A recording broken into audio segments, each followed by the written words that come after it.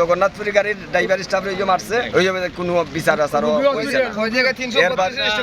332-এর স্টাফরেও মারছে, ওই কোনো বিচার আচার হয়েছে না। আজকে শান্তিগঞ্জে ইসলামগঞ্জ বিজ্ঞান ও প্রযুক্তি বিশ্ববিদ্যালয়ের ছাত্ররা আমাদের একটি গাড়ি ভাঙচুর করছে, আমাদের শ্রমিকদেরকে মারধর করে তাদের ক্যাম্পাসে ঢুকিয়ে রাখছে।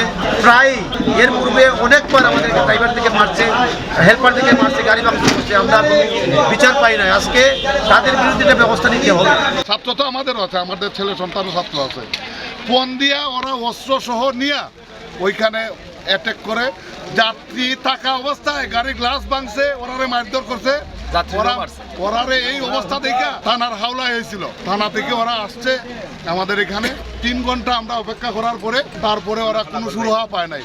আমরা এখন লাইন ব্লক করছি, সুস্থ বিচার না পাওয়া পর্যন্ত আমাদের লাইন ব্লক থাকবে।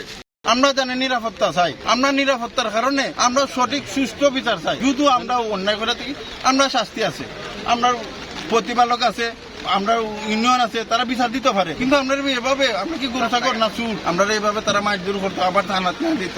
যাব জগন্নাথপুরে।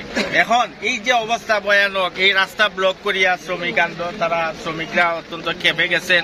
এই ছাত্ররা এই শ্রমিকের উপর, ড্রাইভারের উপর আক্রমণ করছে। সব মশার বিরুদ্ধে সুরক্ষা দিতে এলো বসুন্ধরা এক্সট্রিম অ্যারোসল, মশার বিরুদ্ধে এক্সট্রিম সুরক্ষা। এই কারণে রাস্তা ব্লক। এখন আমরা, আমাদের কি উপায় হবে? আমরা যাত্রীরা কোথায় যাব? আমরা তো বাড়ি পর্যন্ত যাইতে হবে। এখন আমরা যাব কোথায়?